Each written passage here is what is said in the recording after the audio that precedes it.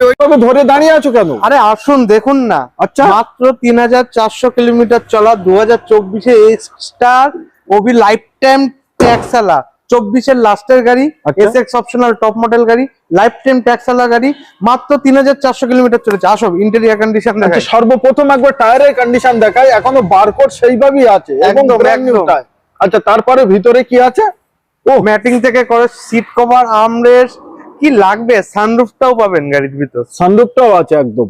স্টেপনিটা দেখাবো, স্টেপনি তাড়াতাড়ি চলে আসুন। একদম পিছনের টায়ারটাও জবরদস্ত, স্টেপনি টায়ার আনইউজ একদম ভাই, এখনো কেউ হাত লাগায়নি। যে নতুনের থেকে 6 লাখ 5 লক্ষ টাকা কম নেবো।